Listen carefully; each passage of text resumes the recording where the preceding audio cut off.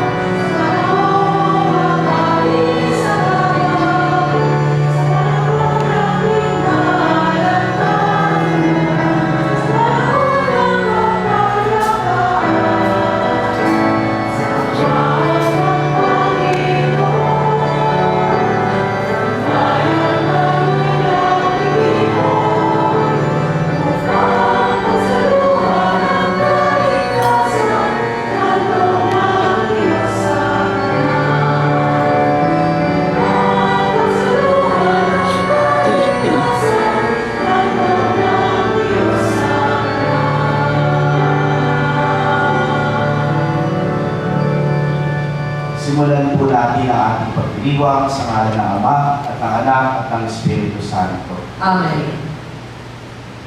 Ang pagpapala ng ating Panginoong Jesucristo, ang pag-ibig ng Diyos Ama at ang pakikipagkaisa ng Espiritu Santo naway sumainyo lahat. Amen. Mga kapatid, ngayon tayo natitipon sa misang ito sa ika-15 linggo sa karaniwang panahon. Tayo ay patuloy na hinahamon ni Kristo upang maging matatabang lupa na tatanggap ng kanyang salita. Unang-una sa pamamagitan ng ating pakikinig. Kaya naman sa ating pagdiriwang, ating alalahanin ang ating mga kasalanan upang tayo maging marapat lumanap sa pagdiriwang na ito. Inaamin ko Sa makapangyarihan ng Diyos at sa inyong mga kapatid, na lubha ako nagkasala sa isip, sa salita, sa gawa, at sa aking pagkukulang. Kaya sinasamo ko sa mga nagdiring Maria, sa lahat ng mga anghel at mga banal, at sa inyong mga kapatid, na ako'y panalangin sa Panginoong ating Diyos. Kaawaan tayo ng makapangyarihang Diyos, patawarin tayo sa ating mga kasalanan, at patubayan tayo sa buhay na walang hanggan. Amen. Panginoon, kaawaan mo kami. Panginoon, kaawaan mo kami. Kristo, kaawaan mo kami. Kristo, kaawaan mo kami. Panginoon, kaawaan mo kami. Panginoon, kaawaan mo kami. Papuri sa Diyos sa kaitaasan.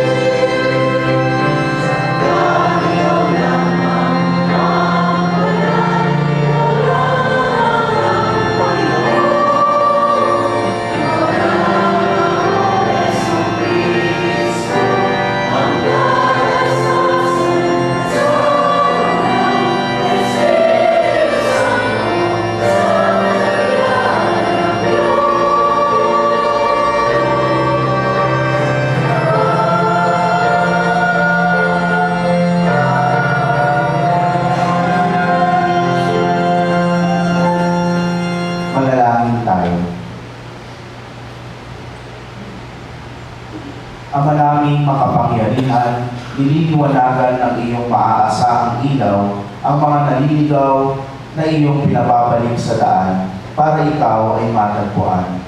Ang mga kabilang na nananalig sa iyong anak ay pagkalooban mo makapagwaksi sa tanang salungat sa ngalang Kristiyanong sa iyo'y tinanggap, upang ito ay talagang mapangatawan ng ganap sa pamamagitan ni Jesucristo, kasama ng Espiritu Santo, magpa sa walang hanggan. Amen. Magsiupo po tayo.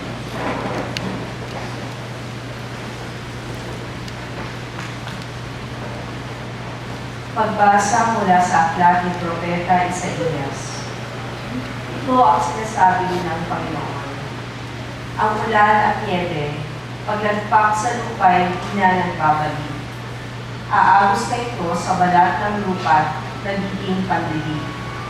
Kaya may pagkain-butil na panghasik. Ganyan din ang aking mga salita. Magaganap nito ang lahat kong binasa. Ang salita ng Diyos. Salamat sa Diyos. Nagbunga ng masaganang binhi sa mabuting lupa. Nagbunga ng masagana, binhi sa mabuting lupa. Umuulan sa lupain, darito mo kinalinga. Umuulan ang lupain, tumataba yaong lupa. Patuloy na umaagos, bigay mo mga batis. Sa halamang nasa lupa ay ito ay ang lumilili. Ganito ang ginawa mo na hindi mo ikinain. Nagbunga ng masagana, binhi sa mabuting lupa. Sa binungkal na bukirin, ang ulan ay masagana. Ang bukirin ay matubig at palaging basang-basa. Sa banayad na pag-ulan ay lumambot yaong lupa. Kaya naman pagitanim ay malago at sariwa. Nagbunga ng masagana, binhi sa mabuting lupa. Nag-aani ng marami sa tulong mong ginagawa, at saan man magpunta kay masaganang masagana. Ang pastulay punong-puno ng matabang mga kawan, nagahari ang galak sa lahat ng pagurulan. Nagbunga ng masagana, binhi sa mabuting lupa. Gumagala yaong tupa sa gitna ng kaparangan, at hitik na hitik man din ang trigo sa kapatagan. Ang lahat ay umaawit, sa galak ay sumisigaw. Nagbunga ng masagana, binhi sa mabuting lupa. Pagbasa mula sa sulat ni Apostol San Pablo sa mga taga-Roma. Mga kapatid, saganang akin, ang mga pagtitiis sa kasalukuyan ay hindi maihahambing sa ihahayag ng kaluwalhatiang sa atin. Nananabik ang sangnilikha na ihayag ng Diyos ang kanyang mga anak. Nabigo ang sangnilikha hindi sa kagustuhan nito, kundi dahil sa ito ang niloob ng Diyos. Gayunman, may pag-asa pa, sapagkat ang sangnilikha ay palalayain sa pagkaalipin nito sa kabulukan at makakahati sa maluwalhating kalagayan ng mga anak ng Diyos. Alam natin na hanggang ngayon, ang sangnilikha ay dumaraing sa paghihirap. Hindi lamang sila. Tayo mang tumatanggap ng Espiritu bilang unang kaloob ng Diyos, ay napapahimutok samantalang hinihintay natin ang pag-aampon sa atin ng Diyos, ang pagpapalaya sa ating mga katawan. Ang salita ng Diyos. Salamat sa Diyos, magsitayo po tayo.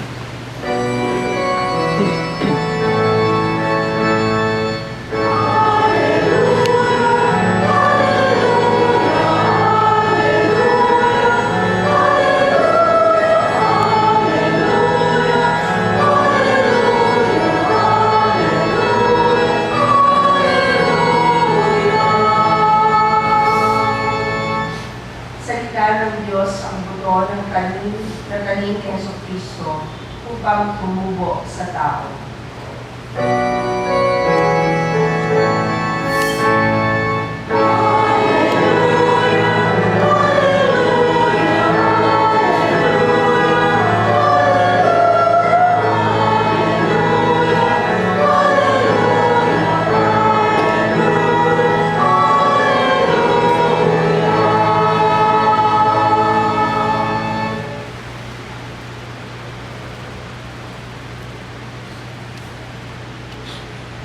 Sumainyo ang Panginoon. At sumayo rin.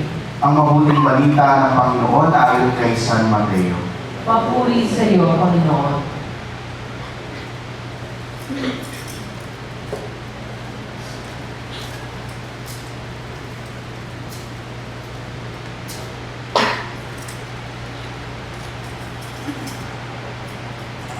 Noon ding araw na iyon, si Jesus ay lumabas ng bahay at naupo sa tabi ng lawa.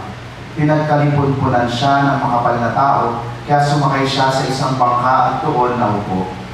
Nasa dalampasigan naman ng mga tao, at nagturo siya ng maraming bagay sa pamamagitan ng mga talinhaga. May isang magsasakang lumabas upang maghasid. Sa kanyang paghahasik ay may binging nalaglag sa tabi ng daan. Dumating ang mga ibon at tinuka ang mga iyon. May binging namang nalaglag sa kapatuhan, sapagkat manipis lang ang lupa roon. Sumibol agad ang binging iyon. Ngunit nang mapabilad sa matinding sikat ng araw ay natuyo. Palibhasa ay walang gaanong ugat. May binging namang nalaglag sa dawagan. Lumago ang mga dawag at ininis ang mga iyon. Ngunit ang binging nalaglag sa mabuting lupa ay nagbuhay. May tagsa 100, may tig-60 at may tig-30 butil ang bawat buhay. Ang may pandinig ay makinig. Lumapit ang mga alagad at tinanong si Jesus, "Bakit po ninyo dinadaan sa talinghaga ang inyong pagsasalita sa kanila?" Sumagot siya, "Ipinagkaloob sa inyo na malaman ang mga lihim tungkol sa paghahari ng Diyos. Ngunit hindi ito ipinagkaloob sa kanila. Sapagkat ang mayroon ay bibigyan pa at mananagana, ngunit ang wala, kahit ang kaunting nasa kanya ay kukunin pa. Nagsasalita ako sa kanila sa pamamagitan ng talinghaga, sapagkat tumitingin sila ngunit hindi nakakikita, at nakikinig ngunit hindi nakaririnig, hindi nakauunawa. Natutupad na sa kanila ang hula ni Isaías na nagsasabi, makinig man kayo ng makinig, hindi kayo makauunawa. At tumingin man kayo ng tumingin, hindi kayo makakikita. Sapagkat naging mapurol ang isip ng mga tao ito. Mahirap makinig ang kanilang mga tainga at ipinikit nila ang kanilang mga mata. Kung di gayon, di sana'y nakakita ang kanilang mga mata, nakarinig ang kanilang mga tainga, nakaunawa ang kanilang mga isip, at nagbalik loob sa akin, at pinagaling mo sila, sabi ng Panginoon. Mapalad kayo, sapagkat nakakikita ang inyong mga mata at nakarinig ang inyong mga tainga. Sinasabi ko sa inyo, maraming propeta at matutuwid na tao ang nagnanasang makakita sa inyong nakikita, ngunit hindi ito nakita, at makarinig sa inyong narinig, ngunit hindi ito napakinggan. Pakinggan nga ninyo ang kahulugan ng talinghaga tungkol sa maghahasik. Ang mga nakikinig ng salita tungkol sa paghahari ng Diyos, ngunit hindi nakauunawa nito, ay katulad ng mga binding nahasik sa tabi ng daan. Dumarating ang masama at inagaw ang nahasik sa kanilang puso. Inilalarawan ng binding nahasik sa kabatuhan ang nakikinig ng salita at masayang tumatanggap nito kaagad. Ngunit hindi ito tumitimo sa puso nila, kaya hindi sila nananatili. Pagdating ng mga kapigatian o pag-uusig dahil sa salita, agad silang nanlalamig. Inilalarawan naman ng nahasik sa dawagan ang nakikinig ng salita, ngunit naging abala sa mga bagay ukol sa mundong ito, at naging maibigin sa mga kayamanan, ano pat ang salita ay nawalan na ng buwang sa kanilang puso, kaya hindi nakapamunga. At inilalarawan ng nahasik sa matabang lupa, ang mga nakikinig ng salita at nakauunawa nito. Sila'y namumunga, may tig sa 100, may tig-60, at may tig-30. Mga kapatid, ang mabuting balita ng ating kaligtasan. Pinupuri ka namin, Panginoong Jesucristo. Magsiupo ka. Magandang umaga po sa ating lahat. Kagaya po ng aking nabanggit kanina, tayo ay patuloy na hinahamon ni Jesus na maging matatabang lupa. Yung matataba, madali. Madaling gawin. Si Father, madaling gawin, mataba na si Father. Pero yung maging matabang lupa, parang mas mahirap yata gawin. Dahil ang pakahulugan ng pagiging isang matabang lupa ay yung tumatanggap ng salita ng Diyos, no? At nagbubuhay ng mga ito. Minsan, ito yung tanong sa atin. Marunong nga ba tayo makinig? Kaya magbabahagi po ako ng isang kwento upang masubukan din yung ating pagdinig o kung tayo ay nakikinig talaga, no? At ito pong kwento ito ay hiniram ko lang din lamang at pinamagatang ika-4 na gabi. No? May isa pong nanay na lubos na nagmamahal sa kanyang anak na dalaga. No? Isang gabi, nakita niya po na nag-aaral itong anak niyang dalaga. No? At subsub na subsub sa pag-aaral. At inabot na ng parang alas 2 ng madaling araw, no? At nakita niya na bukas pa yung ilaw sa kwarto nitong kanyang anak. No? Naninagaw niya sa may ilaw sa ilalim ng pinto. No? Kaya nag-alala yung kanyang nanay. No? Kaya pumatok sa pinto at binukas, sabi ng nanay, "Anak, matulog ka na, madaling araw na." Tinignan siya ng masama ng anak at sinabi sa kanyang nanay, "Nay, sino ba ang nag-aaral sa atin? Ikaw o ako?" Tulala po sagot yung magulang. Tulala po yung nanay. No? At sabi niya lang, "Ikaw. No? Ikaw yung nag-aaral." Kaya naman sumagot yung anak. Sabi niya, "Ako naman po pala na eh. So matulog na kayo." Matulog na kayo. Papurin yung sagot ito ng anak. No? So napahiya ng kaunti yung nanay at bumalik na lang sa kanyang silid. Yun po yung unang gabi. Unang gabi. Pangalawang gabi, kinabukasan, ginabi naman ng uwi ang anak, siguro dahil nakapasa sa exam, no? After niya mag-aral, no? Nag-party-party sila ng kanyang mga kabarkada. Labis na naman po nag-alala yung kanyang nanay. At ang ginawa niya habang naghihintay, si nanay, no? Naglabas ng mga tansyahin. No? At humarang dun sa may bandang pinto nila para makita niya at maramdaman kung galing yung kanyang anak. Umabot ulit ng alas 2 ng umaga, dumating ang anak. Nagulat siya nang makita ang nanay na namamalaan siya ng damit ng ganong oras. Kaya naman tinanong nito yung kanyang nanay, "Nay, bakit di ka pa natutulog?" So nauna na siya nagalit. Nauna na siya nagalit para hindi siya pagalitan. "Nay, bakit di ka pa natutulog? Umaga na." Nakasimangot na sagot po ng nanay, "Bakit? Sino ba ang namamalaan siya? Ikaw o ako?" So sumagot naman yung anak, "Kayo po." Kaya naman ang sagot ng nanay niya, "O sige, ako naman palang namamalaan siya, kaya ikaw matulog ka na." Yun po yung ikalawang gabi. Doon nakabawi si nanay yan. Yun po yung ikalawang gabi. At sumunod na araw, ika-4 na gabi. Hello? Tama ba? Ay, nakikinig talaga sila. Very good. No? Very good. No? Alam ko pong iniisip ninyo, ikatlong gabi pala. No? Pero sino po bang nagkukwento? Kayo o ako? Ako ba? O, di masusunod ako. Ika-4 na gabi. Kung isa po kayo sa nagsasabi na ikatlong gabi pala, matuwa po kayo. Kasi ibig sabihin, yung attention ninyo, no? Kasi sabi na ngayon, umiiksi na daw na umiiksi ang attention span. So ibig sabihin, nakikinig pa po tayo. No? At mapalad ka sapagkat hindi ka kasali sa mga taong tinatawag na KSP. Hindi po kulang sa pansin, kung hindi kulang sa pakikinig. Kulang sa pakikinig. O kaya naman yung mga taong hindi marunong makinig. Bakit? Sa ating pong panahon ngayon, gusto na lang magsalita ng magsalita. Wala nang masyadong nakikinig. Karamihan kasi sa mga tao, gusto nila marinig yung kanilang mga opinion. At yung kanilang opinion na lang ang marinig. Sa panahon po ngayon, nakakalungkot isipin na madami sa atin ang hindi na marunong makinig o tila wala nang pinakikinggan kahit na ito ay naririnig na nila. Naririnig versus pinakikinggan. Malaki po ang pagkakaiba nito. No? Hearing and listening.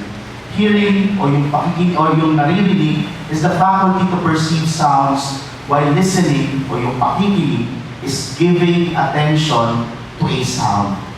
Pagbibigay ng atensyon. Hindi po lahat ng naririnig natin ay pinakikinggan natin. Sa kabaligtaran naman, ang lahat ng pinakikinggan natin ay naririnig natin. Kaya huwag po sana lang na marinig lang natin ang salita ng Diyos kung hindi pakinggan natin. We give attention to the Word of God. Why? Sa ating po mga pagbasa, so sa first reading from the book of the prophet Isaiah, sinasabi po niya at ipinahihiwatig niya na ang salita ng Diyos ang siyang nagbibigay buhay sa atin. Bilang salitang nagbibigay buhay, nararapat lamang na dapat po natin siyang pakinggan, hindi lamang marinig. No? At sa ating po Ebanghelyo, pinag-iingat po tayo ni Jesus, no, sa pamamagitan ng talinghagang kanyang binanggit, no, na huwag tayong maging matigas tulad ng isang kalsada na kung saan hindi makatutubo ang binhi o ang salita ng Diyos. Huwag din naman tayong maging mababaw, kagaya po nung manipis na lupa, no, mabatong lupa. Tulad ng isang batuhan na may manipis na lupa kung saan madaling mamatay ang binhi o ang salita ng Diyos. Dapat tayo daw ay maging matabang lupa. Isang lupa na marunong tumanggap, marunong makinig.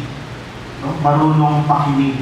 Tulad ng isang matabang lupa na kung saan tumutubo ang binhi o ang salita ng Diyos at lumalago at naghahatid ng bunga o ng buhay sa ating lahat. Huwag lang po sana nating marinig ang salitang ito kung hindi pakinggan. Lahat tayo ay nakaririnig, pero sana tayo din ay nakikinig. Yung boses po na nagsasabi sa iyo na huwag ka munang mag-boyfriend, huwag ka munang mag-girlfriend, magtapos ka muna ng pag-aaral, huwag mo lang sanang marinig, pero pakinggan mo. Yung boses na nagsasabi sa iyo na iwan mo na, masama yan, kasalanan ang ginagawa mo, huwag mo lang sanang marinig, kundi sana pakinggan mo. Yung boses na nagsasabi sa iyo na patawarin mo na siya. Sana wag lang nating marinig, kung hindi pakinggan din natin. Yung boses na nagsasabing, kaya mo yan, huwag kang susuko. Sana wag lang nating marinig, pero pakinggan natin. Ito po yung mga boses, ito po yung boses na maaaring boses ng Diyos para sa atin. Yung salita ng Diyos na ipinapasa sa atin. Ito ang mga salita na nagbibigay buhay. Sana hindi lang po natin ito marinig. Bagkus, ito ay ating pakinggan. Kaya bilang panghuli mga kapatid, no, hinahamon tayo na sa pakikinig, isa lamang naman talaga yung prerequisite. Matuto rin tayo tumahimik. Kaya tuwing tatanggapin natin ang salita ng Diyos mga kapatid, nawa, matuto tayo tumahimik upang hindi lang natin marinig ang salita ng Diyos. Pagkos ito ay ating pakinggan. Kaya patuloy ang paanyaya ni Jesus sa atin sa bawat isa. Ang may pandinig ay makinig.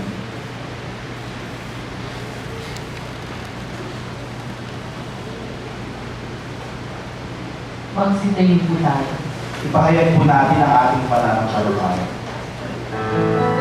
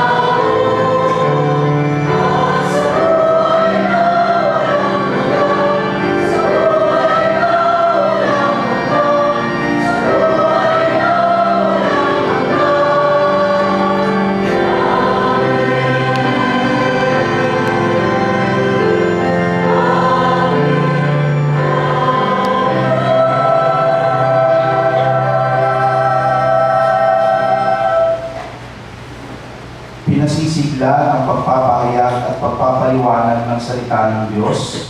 Tumugon tayo ng buong puso sa bawat panalangin habang ating sinasabi, pinupuri at pinasasalamatan ka namin, Panginoon. Pinupuri at pinasasalamatan ka namin, Panginoon.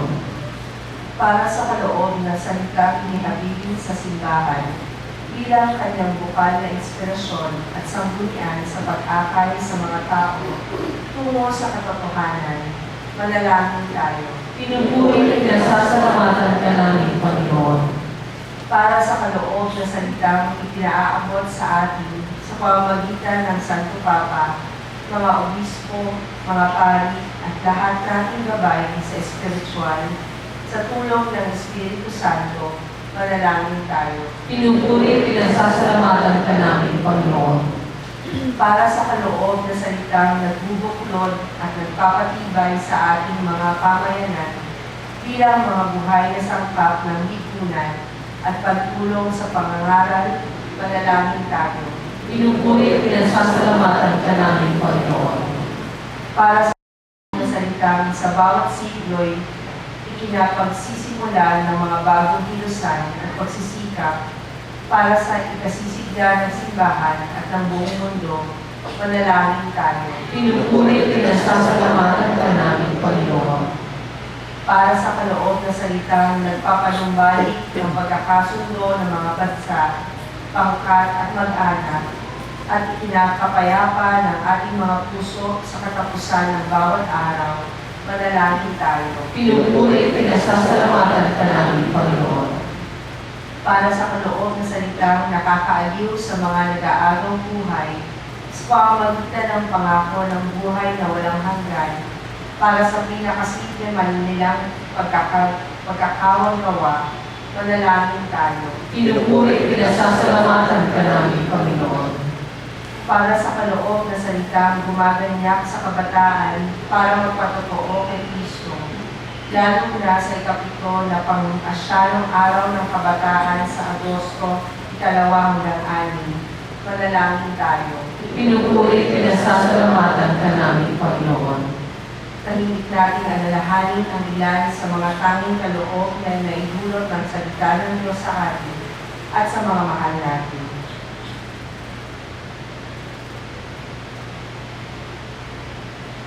Manalangin tayo. Pinupuri at pinasasalamatan ka namin, Panginoon. Panginoong Diyos, pinupuri ka namin pinasasalamatan sa pakikipag-usap mo sa amin sa banal na kasulatan at sa buhay na tradisyon ng simbahan.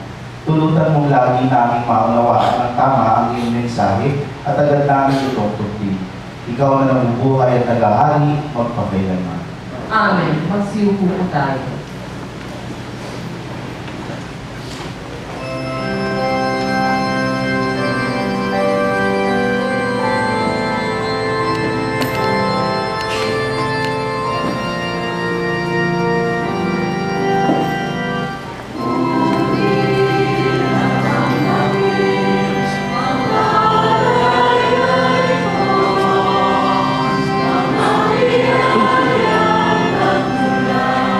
Sa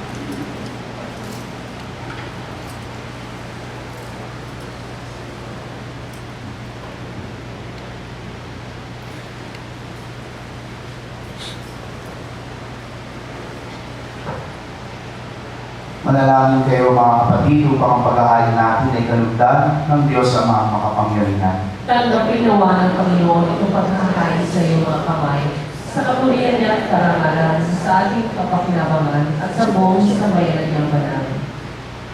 Ama naming lumikha, tunghayan mo ang mga alay ng iyong sumasamong sambayanan at tanggapin mo ang mga ito para madagdagan ang iyong kabanalan sa mga nananalig na tunay sa pamamagitan ni Jesucristo kasama ng Espiritu Santo magpa sa walang hanggan. Amen.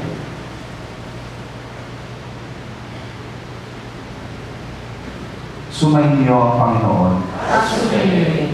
Itaas sa Diyos ang inyong puso at diwa. Inaas namin sa Panginoon. Pasalamatan natin ang Panginoong ating Diyos. Marapat na siya ay pasalamatan. Ama naming makapangyarihan, tunay ng marapat na ikaw ay aming pasalamatan. Kahit na ikaw ay pinagtaksilan ng sangkatauhan, ikaw ay patuloy pa rin sa iyong pagmamahal. Ikaw na ang nagpuno sa aming pagkukulang. Ikaw pa rin ang nagsugo ng tutubos sa tanan. Ang sugo mong anak ay naging di na iba sa amin. Bagamat hindi niya tinularan ang aming pagkamasuhay. Nilog mo ito upang iyong mamalas ang aming pagkatao, ang diliw mong anak. At kami tunghayan mong may pag-ibig na tulad ng pagtatangi mo sa Kanya na higit sa lahat. Ang katapatan niya sa iyong walang maliw ay nagpanumbalik na muli sa amin ng iyong kasiyahan ng iyong pagtingin, na aming winaksin nung ikaw ay aming suwayin. Kaya kaisa ng mga anghel na nagsisiawit ng papuri sa iyo nang walang humpay sa kalangitan, kami nagbubuti sa iyong kadakilaan.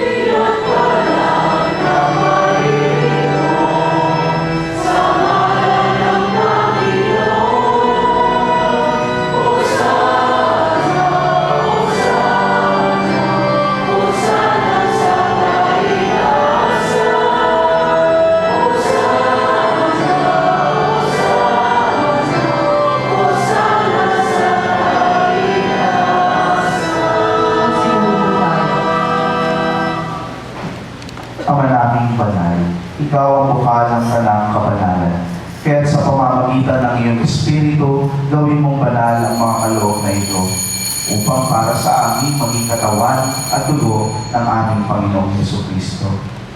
Bago niya pinatiis ang kusang loob na maging handog, hinawakan niya ang tinapay, pinasalamatan kanya, pinaghati-hati niya iyon, iniabot sa kanyang mga alagad at sinabi, "Tanggapin ninyong lahat ito at kanin. Ito ang aking katawan na ihahandog para sa inyo."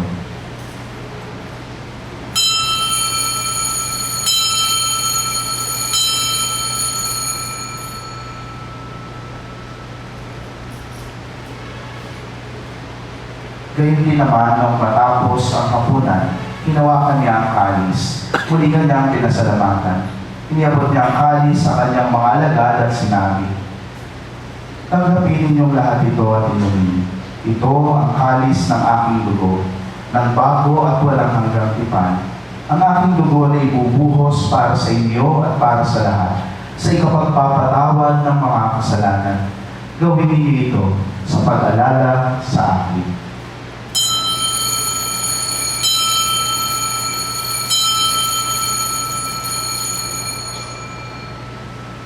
Magsitayo po tayo. Ipagpuli natin ang misteryo ng pananampalataya.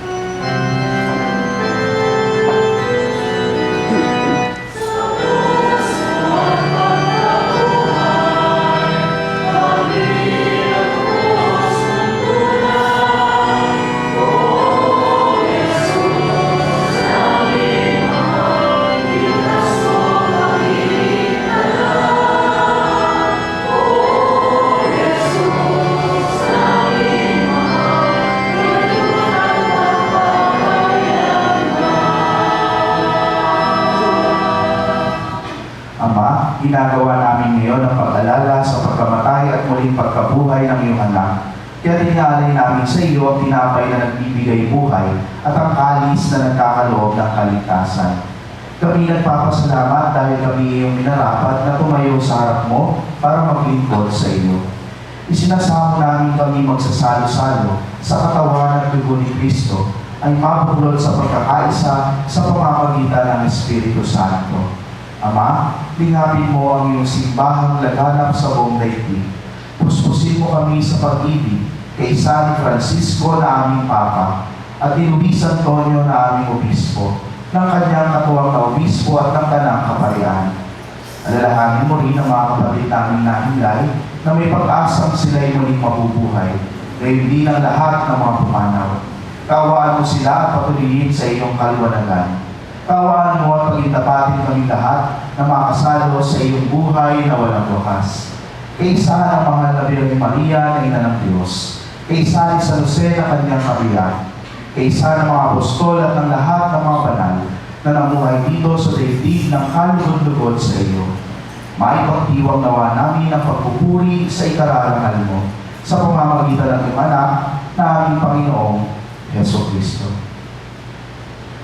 Sa pamamagitan ni Kristo, kasama niya at sa Kanya, ang lahat ng parangal at papuri ay sa iyo, Diyos Ama, makapangyarihan, kasama ng Espiritu Santo, magpasawalang hanggan.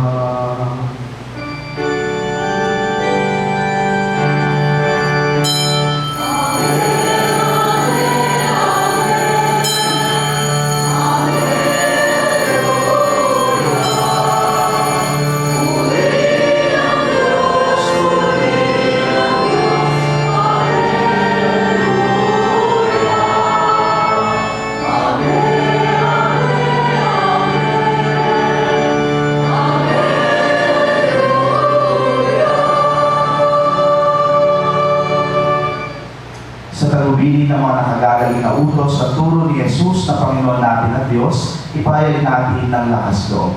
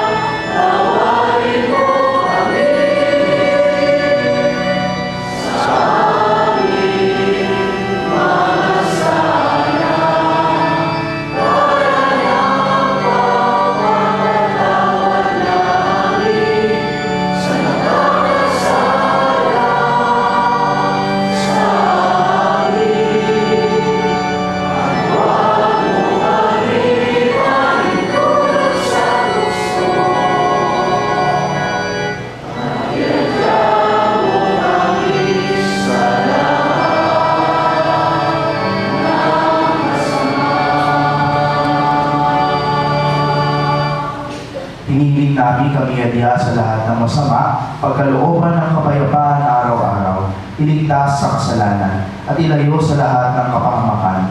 Samantalang aming pinananabikan ang dakilang araw ng pagpapahayag ng tagapagligtas namin si Jesucristo. Sapagkat sa iyo ang kaharian at ang kapangyarihan at ang kapulihan magpakailanman. Amen. Panginoong Jesucristo, sinabi mo sa iyong mga apostol Kapayapaan ang iniiwan ko sa inyo. Ang aking kapayapaan ang binibigay ko sa inyo. Tunghayan mo ang aking pananampalataya at huwag ang aking mga pagkakasala. Pagkalooban mo kami ng kapayapaan at pagkakaisa ayon sa iyong kalooban, kasama ng Espiritu Santo, magpa sa walang hanggan. Amen. Ang kapayapaan ng Panginoon ay laging sumainyo. At sumainyo. Magbigayan kayo ng kapayapaan sa isa't isa.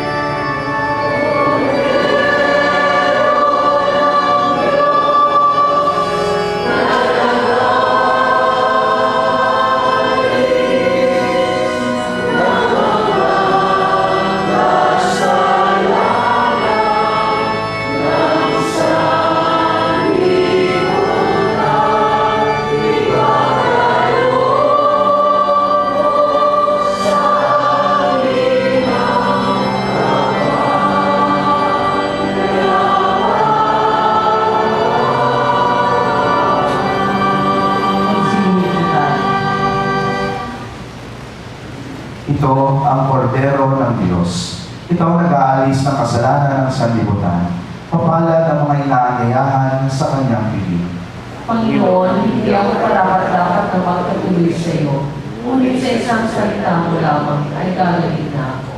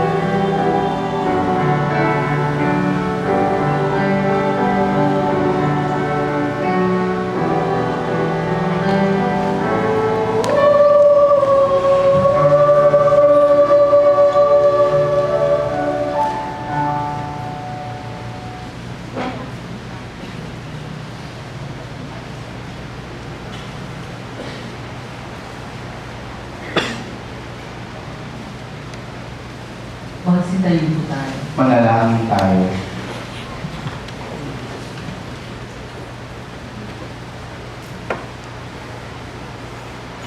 Ama naming mapagmahal, kaming mga pinapagsalo mo sa piling na banal, ay makatanggap nawa ng bungang karagdagan ng iyong pagliligtas na aming pinagdiriwang sa pamamagitan ni Jesucristo kasama ng Espiritu Santo magpa sa walang hanggan. Amen. Magsilod po ang lahat at ating dasalin ang panalangin para sa kapayapaan. Panginoon, sa panahon ng pangangailangan, ay humihingi kami ng tulong, bunga ng aming pagkamulat sa nagbabagtang pagkawasak ng kapaligirang pinagkaloob ninyo sa amin. Bunga ng malawakang paglalaban ng ideolohiya sa iba't ibang panig ng mundo. Pagkalooban ninyo kami ng sapat na lakas upang maipalaganap ang kabutihan, katarungan, pagmamahalan at kapayapaan. Sa gitna ng labanan, ituro ninyo sa amin ang pagtutulungan, sa kasaganaan, ang pagbibigayan, sa kalalitaan, magkaroon po sana ng maayos na pamumuhay.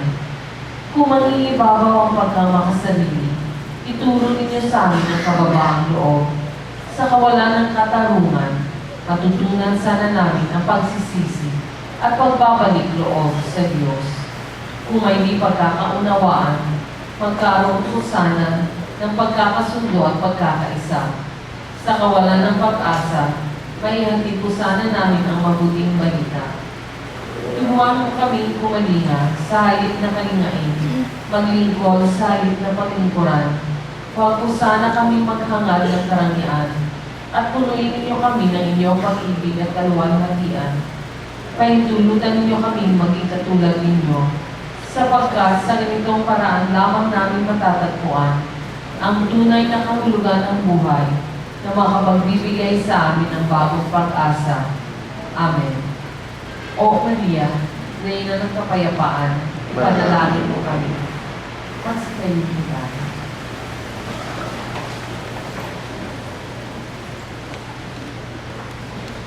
Magkakaroon po ng pangalawang second collection ngayong visa na to.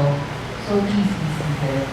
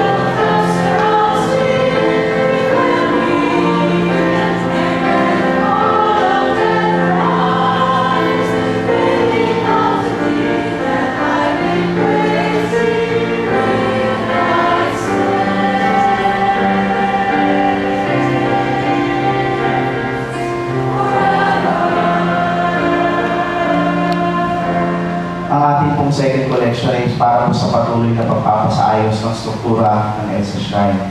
At ang ating pong nalikom ng nakaraang linggo ay umabot po sa 64,000 pesos. Kaya naman po sa ngalan po ni Father Larry, ng ating rektor, at ng buong pamunuan po ng EDSA Shrine, kami po ay patuloy na nagpapasalamat sa inyong pagtangkilik at pagtulong sa inyong pamamaraan po sa pagbibigay ng inyong mga donasyon. Muli po, maraming salamat. Magsitayin po na.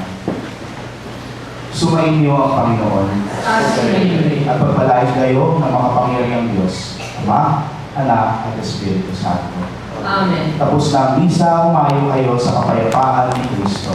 Salamat sa Diyos.